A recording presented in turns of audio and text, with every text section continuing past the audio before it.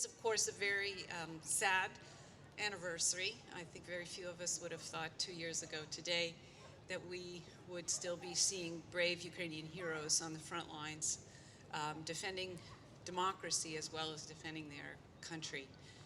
We had yesterday over in Encina Hall at the Freeman Spogli Institute 4 graduates of our various programs who here at Stanford who are now working in different aspects of Ukrainian government and also in the war effort.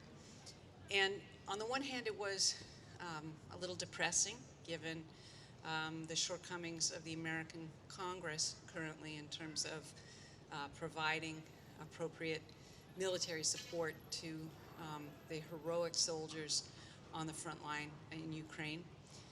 But I have to say, on the other hand, the bravery, the tenacity, the sheer determination of the Ukrainian people and of our fellows and of our students here at Stanford in not giving up against a recalcitrant, determined, malevolent government led by Vladimir Putin.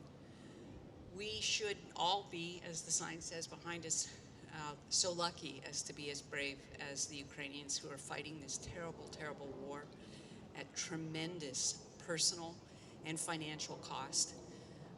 The one thing you can do is, as Americans, is contact members of Congress, members of Congress who don't necessarily live in your district, but in other districts, to convince them that this is not just Ukraine's fight.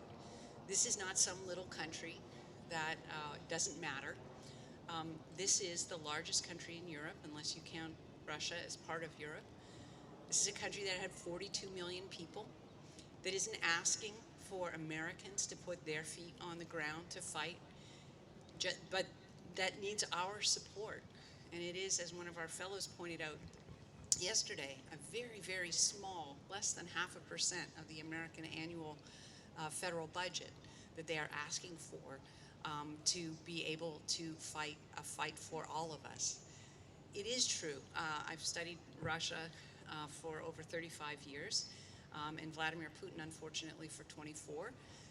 It is true that if Ukraine falls, then there will be other dominoes to fall. Moldova, most recently he mentioned Poland, and if a candidate is elected, President of the United States, who doesn't believe that NATO matters, doesn't understand that NATO is not a country club to which we each pay dues and draw from a common pot, but rather is an alliance that most recently has helped us in the United States when we were attacked in 2001 in Afghanistan, that it helps us all.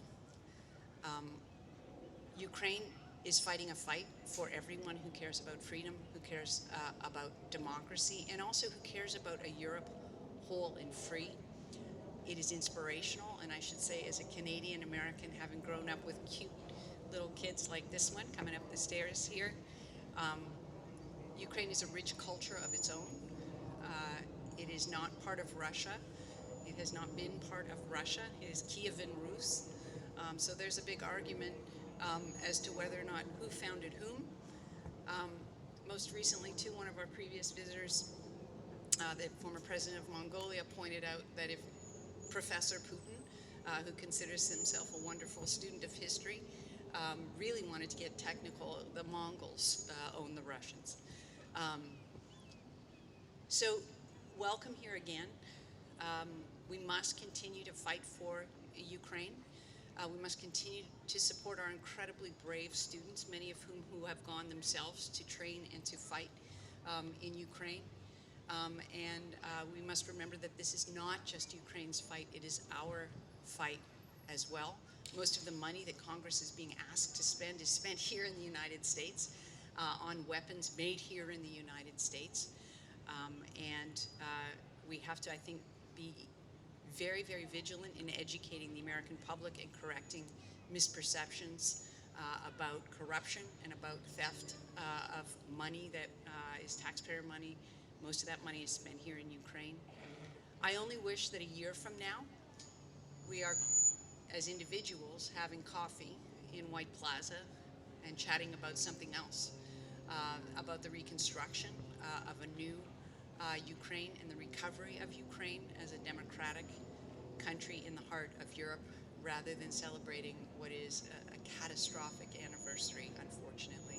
So, Kat, thank you, Ukrainian students, for letting me speak with you today on this beautiful day in California. We all hold Ukraine near and dear in our hearts, and we cannot let people forget the tragedy that is unfolding there. Slava Ukraini!